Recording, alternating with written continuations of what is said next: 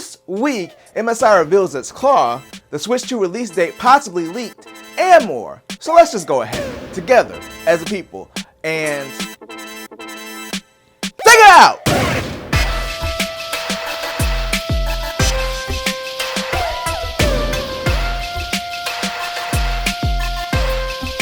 And welcome to another sensational Sunday. I'm Mike, and I'm bringing the claws out for this week's gaming news. I'm talking about MSI's claws, of course, because they finally revealed their handheld at CES as they teased on their Instagram last week. So MSI unveiled the MSI Claw, and it looks like a black version of the ROG Ally. And similar to the Ally, it has a 7-inch 1080p 120Hz screen, and according to the Engadget article, they didn't confirm if it's going to support variable refresh rate or not, like the Ally does.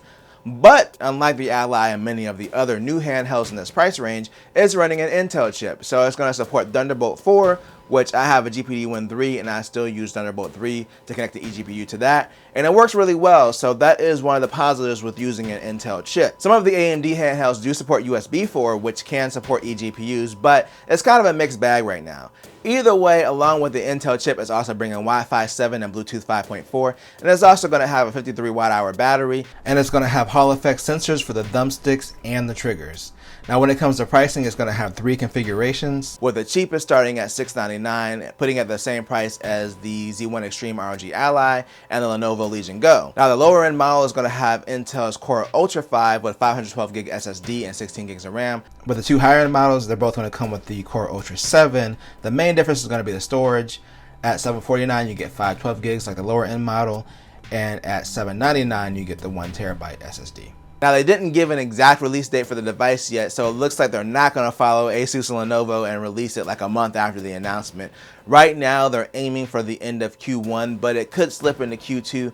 So I'll admit, I was not expecting an Intel-based handheld. I thought this was going to be another Z1 Extreme handheld like the Ally or the Legion Go. So that definitely makes it more interesting.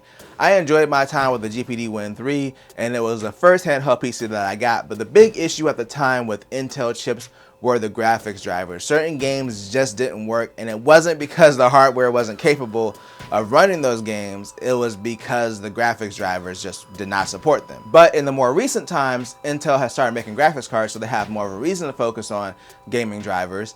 Plus, with this relatively new market and them losing market share to AMD, they'll need to step it up in order to compete in this new handheld space. So I'm hoping that this device has good graphics driver support, or it's going to be a tough road for them. Now when it comes to performance, MSI is claiming that the performance is 20 to 25% better than the AMD equivalent in some of the titles they've tested, which of course they're going to say that is their product, but I am more excited for it now just to see how it compares to AMD's current mobile chips. But MSI wasn't the only company showing off gaming hardware at CES. Sony was there too, and as many of you know, they released the redesigned PS5 Slim a couple months ago. One of the things that was cool about the original PS5 was the option for different color side plates.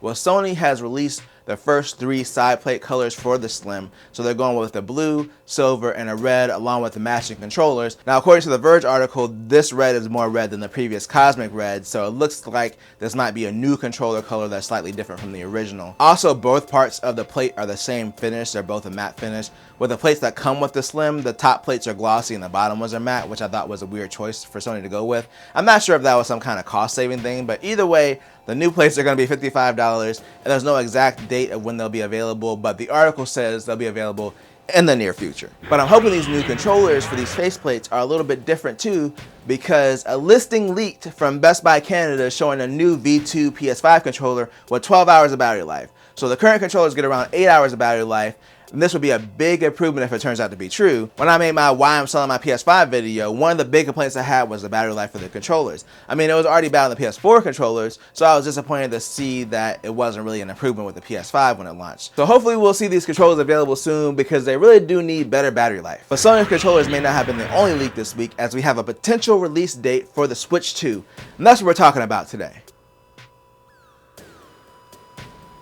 in our final story. So let's take a trip back to when I was a kid in the 90s really quick. So back in the day, all the cool kids had a Gameshark, and since everyone around me was broke, I only knew one person that had one. But basically you could connect it to a console, like if it was a cartridge based one, you put it in the cartridge slot, and you could enable cheats for various games. For me, the main use was Pokemon back in the day.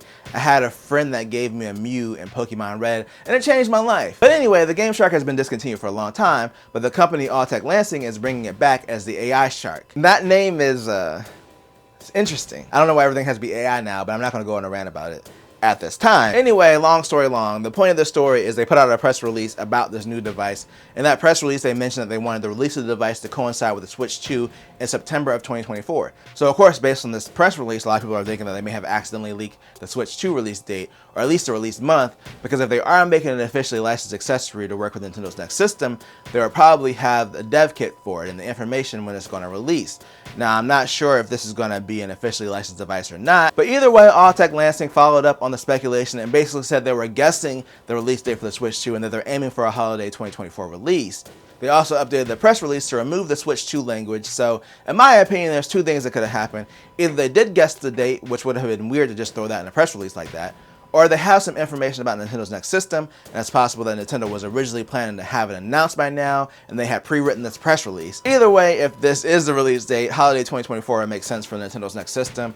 If they announce it earlier in the year, it'll give them time to build hype for the system. And also, the lineup this year doesn't really have a lot of big games. I also guessed in my prediction / rumors video for 2024 from a couple weeks ago that if the Switch 2 comes out, it'll probably be closer to the end of the year at this point. But I guess we'll find out by the end of the year if Alltech Lansing was just guessing or if they did accidentally reveal the release date of the Switch 2. And I'm revealing something myself. And that's the transition to the end of this video. But let me know in the comments if you think we'll see Nintendo's next system by September 2024. Again, let me know down below.